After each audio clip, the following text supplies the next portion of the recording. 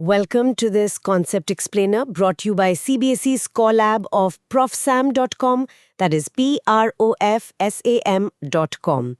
आज हम unit 4 moving charges and magnetism का एक बहुत important topic magnetic field on the axis of a circular current loop को इतने आसान तरीके से समझेंगे कि ये हमेशा के लिए दिमाग में फिट हो जाएगा और एग्जाम्स में पूरे मार्क्स भी आएंगे। बिल्कुल, पूरे मार्क्स दिलाएगा। अच्छा, कभी सोचा है कि एक सिंपल से करंट वाले तार को बस गोल घुमा देने से वो एक छोटे से मैग्नेट जैसा इतना पावरफुल कैसे बन जाता है? ये वही प्रिंसिपल है जो आपके डोरबेल के ट्रिंग से लेकर बड़े-बड़े लाउड स्पीकर्स के अंदर काम करता है। हाँ, ये तो सोचा नहीं। एक सीधे वायर और एक गोल वायर की मैग्नेटिक फील्ड में मतलब इतना ज्यादा फर्क क्यों आ जाता है? आखिर वायर तो वही है, बस शेप ही तो बदला है। एग्जैक्टली। और यहाँ पर सबसे सरप्राइजिंग बात आती है। आपके अंदर, मेरे अंदर, हर चीज के अंदर जो एटम्स हैं, उनमें घूमते हुए इलेक्ट्रॉन्स भी ऐसी ही छोटी छोटी नन्ही मुन्नी करंट लूप्स हैं। व्हाट? वेट। हाँ, पूरी मैग्नेटिज्म की दुनिया इन्हीं गोल घूमते हुए चार्जेस पर टिकी है। आज इसका पूरा राज समझेंगे। मतलब हम सबके अंदर अनगिनत छोटे छोटे मैग्नेट्स हैं। ये तो काफी फैसिनेटिंग है। बिल्कुल। तो चलो सबसे पहले इसके कोर आइडिया को पकड़ते हैं। एक सर्कुलर लूप की खास बात यह है कि वो सारी मैग्नेटिक फील्ड को एक तरह से कॉन्सेंट्रेट करके एक डायरेक्शन में अपने सेंटर की तरफ फोकस कर देता है। ओके। एक स्ट्रेट वायर में तो फील्ड बस उसके चारों तरफ घूमती रहती है, थोड़ी बिखरी हुई सी, लेकिन लूप उससे एक जगह इकट्ठा कर देता है, एक टीम की तरह काम करवाता है। ओके, तो ये एक तरह से सारी एनर्जी को एक पॉइंट पर फोकस करने जैसा हुआ। परफेक्ट। इसे समझने के लिए एक सिंपल एनालॉजी लेते हैं। मान लो एक शांत तालाब है, आप उसमें एक छोटा पत्थर फेंकते हो तो क्या होता है? गोल गोल रिपल्स बाहर की तरफ फैलती हैं। हाँ, बिल्कुल। अब सोचो, आप अकेले नहीं हो, आप और आपके दोस्तों ने मिलकर एक सर्कल में खड़े होकर एक ही टाइम पर हजारों छोटे छोटे पत्थर उस सर्कल की बाउंड्री पर गिराए। अब क्या होगा? सारे रिपल्स आपस में मिलेंगे, शायद सेंटर में सबसे ज्यादा असर होगा। लेकिन एक डाउट है। पूछो। क्या ये रिपल्स आपस में टकराकर एक दूसरे को कैंसिल नहीं कर सकती हैं, जैसे वेव्स में डिस्ट्रक्टिव इंटरफेरेंस होता है? बहुत अच्छा सवाल है। यही इसका सबसे इंटरेस्टिंग पार्ट है। लूप की ज्योमेट्री इतनी परफेक्ट होती है ना कि सेंटर पर सारे रिपल्स यानी सारी मैग्नेटिक फील्ड्स इन फेज आकर मिलती हैं। अच्छा। यहाँ कंस्ट्रक्टिव इंटरफेरेंस होता है, वो एक दूसरे को कैंसिल नहीं करती बल्कि जुड़ जाती हैं और एक बहुत स्ट्रॉन्ग सीधी वेव बना देते हैं। वायर का हर छोटा हिस्सा अपनी मैग्नेटिक फील्ड, अपनी रिपल बनाता है और लूप के सेंटर पर ये सारी फील्ड्स जुड़ जाती हैं। हाँ, जुड़ के एक super strong straight magnetic field बना देती हैं। अच्छा, तो इसकी स्पेशल शेप ही इसका सुपर पावर है। शेप की वजह से सेंटर पर हमेशा कंस्ट्रक्टिव इंटरफेरेंस ही होता है। Got it. एग्जैक्टली। चलो अब इसका एक मेंटल इमेज बनाते हैं। इमेजिन करो एक फ्लैट गोल वायर का चल्ला, अ हूप, आपके सामने टेबल पर रखा है और उसमें करंट घड़ी की सुई की दिशा में यानी क्लॉकवाइज घूम रहा है।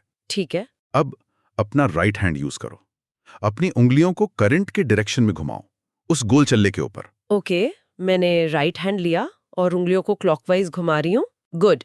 अब बताओ, आपका अंगूठा यानी थंब किधर पॉइंट कर रहा है, ऊपर या नीचे? नीचे की तरफ, टेबल के अंदर जाता हुआ। परफेक्ट। यही है मैग्नेटिक फील्ड की डायरेक्शन उस लूप के सेंटर पर।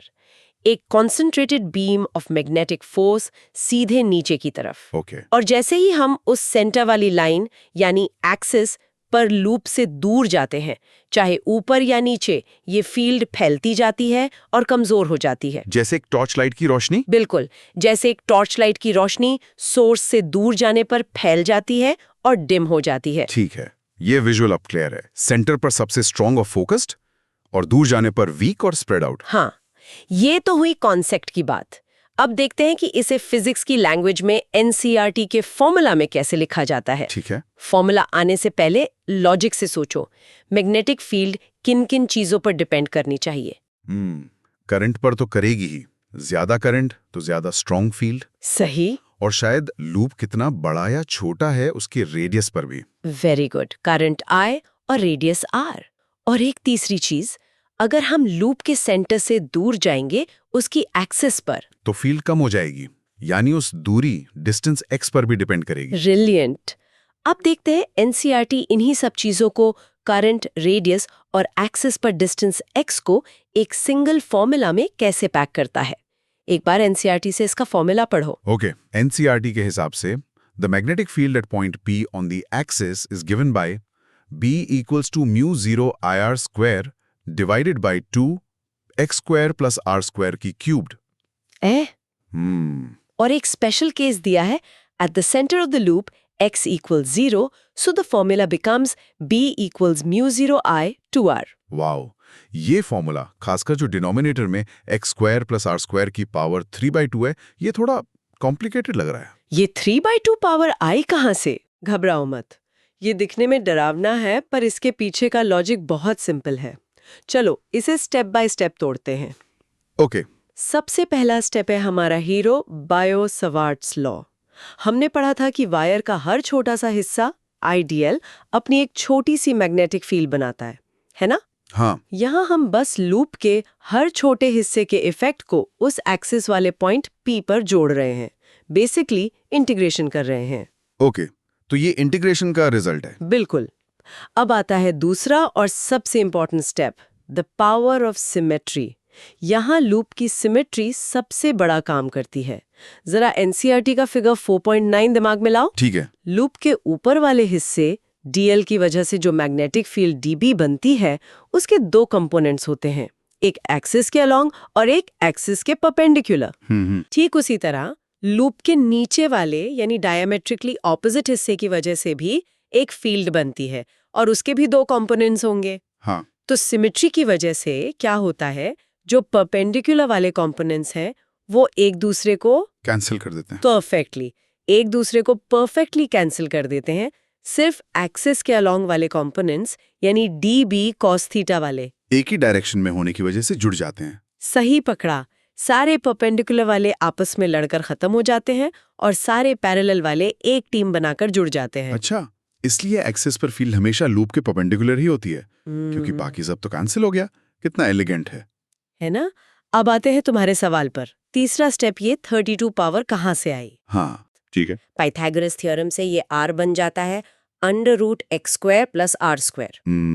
तो r स्क्वायर क्या हुआ? x square plus r square. Simple. Right. अब याद करो, हमें सिर्फ cos थीटा वाला कंपोनेंट चाहिए था। उसी ट्रायंगल में cos थीटा क्या होगा? बेस अपॉन हाइपोटेन्यूज यानी r जिसको हम r √x square plus r square भी लिख सकते हैं। ओके। जब हम इन सब को मल्टीप्लाई करते हैं तो x square plus r square 1 और x square plus r square 1/2 मिलकर x square plus r square 3/2 बना देते हैं। करेक्ट। सिंपल भाषा में ये बस डिस्टेंस और ज्योमेट्री का एक कंबाइंड इफेक्ट है। ओके, अब ये 3/2 का राज समझ आया। ये ज्योमेट्री और वेक्टर कंपोनेंट्स का रिजल्ट है। होप यहाँ तक सब क्लियर है।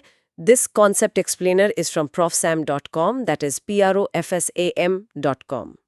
चलो अब इसका एक बिल्कुल सिंपल एग्जाम्पल देखते हैं। ठीक है। मान लो एक लूप का रेडियस r है 1 मीटर और उसमें I यानी करंट है 2 एम्पियर।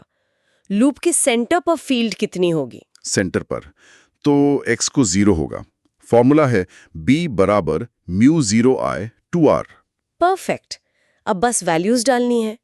म्यू 0 होता है 4 पाई x 10 की पावर -7, तो B क्या होगा? B होगा 4 पाई x 10 की पावर -7 2 2 1।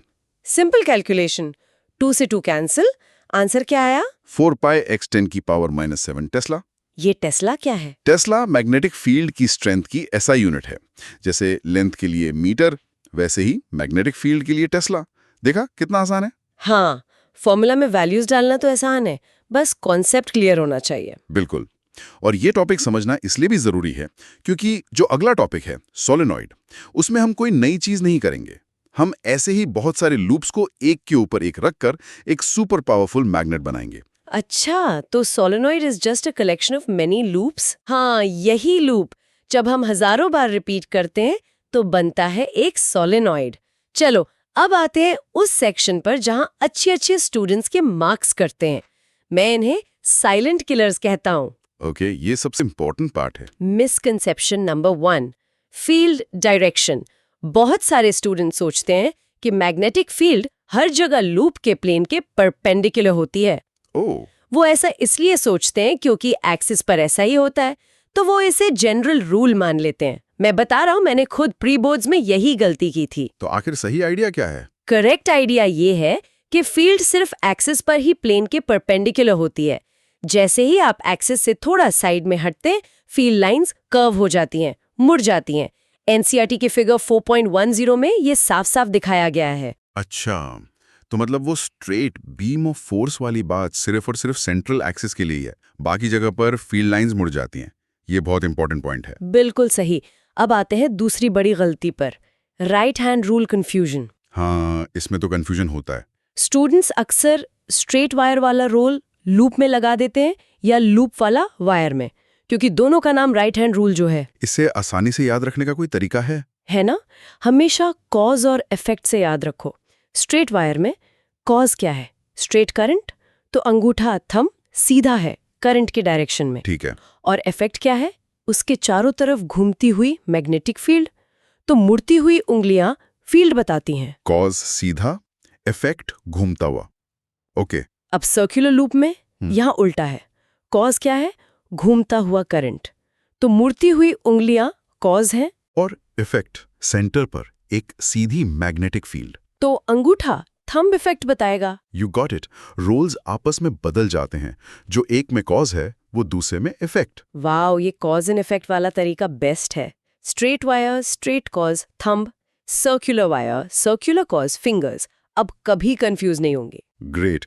चलो अब कुछ मेमोरी एंगल्स की बात करते हैं ताकि ये सब हमेशा याद रहे। सेंटर पर फील्ड का फॉर्मूला B = μ0I/2R याद रखने के लिए एक फनी लाइन है। ओके। मुन्नी 2 रुपए में।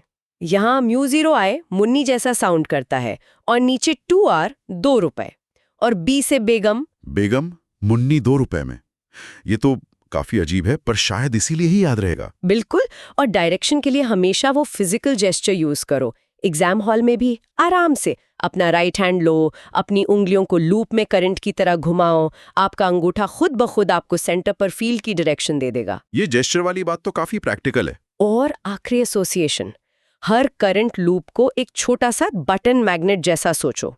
वो छोटे गोल मैग्नेट, फ्रिज मैग्नेट जैसे। हाँ, जिधर से फील्ड लाइंस निकल रही हैं, यानी अंगूठे की डायरेक्शन, वो नॉर्थ पोल है और उसकी दूसरी साइड साउथ पोल। इसका मतलब हर करंट लूप असल में एक छोटा सा मैग्नेटिक डाइपोल है। एक छोटा सा मैग्नेट जिसका नॉर्थ और साउथ पोल दोनों है। You nailed it. यही इस चैप्टर का एक बहुत बड़ा आइडिया है। हर करंट लूप एक मैग्नेटिक डाइपोल है।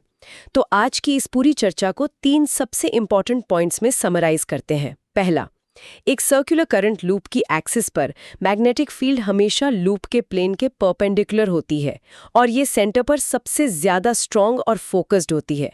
दूसरा, लूप के सेंटर पर फील्ड का फॉर्मूला है B = μ0I/2R और जैसे जैसे हम एक्सिस पर दूर जाते हैं x, फील्ड बहुत तेजी से 1x³ के हिसाब से कम होती जाती है जब x r से बहुत बड़ा हो। और तीसरा, फील्ड की डायरेक्शन हमेशा लूप वाले राइट हैंड रूल से मिलती है। अगर घूमती हुई उंगलियां करंट के साथ घूमे तो सीधा अंगूठा सेंटर पर फील्ड की डायरेक्शन बताएगा।